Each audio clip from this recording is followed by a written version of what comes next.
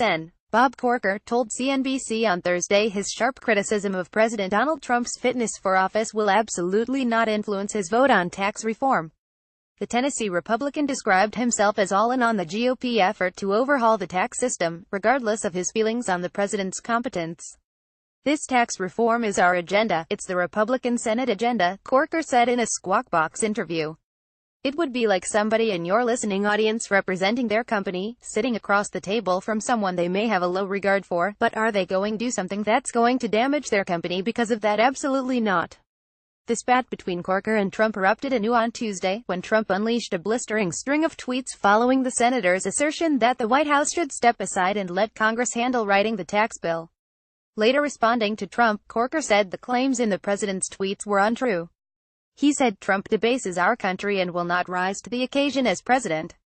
Tom Williams CQ roll call. Getty Images. Corker's sharp comments about the president, plus his reservations about deficits generated by tax cuts, led to speculation that he might vote against a bill.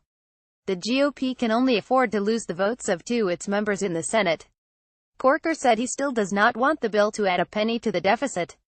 He added that a proposal will not balloon the deficit if we do it right. "Look, I'm all in closing $4 trillion of loopholes. And I'm all in for locking arms and having the intestinal fortitude to do it. If we do it right, and we do the corporate things we're talking about, I'll believe we'll get the dynamic score that is necessary to close that $1 trillion that I was talking about on the front end," Corker said. "I believe we'll get it. It's got to be proven. We've got to have appropriate scoring," he added. Corker highlighted his role in striking a budget resolution deal in the Senate that the House hopes to approve on Thursday. That measure allows for tax cuts to add up to $1.5 trillion to the budget deficit over a decade. The GOP hopes that broad tax cuts for individuals and businesses will unleash economic growth.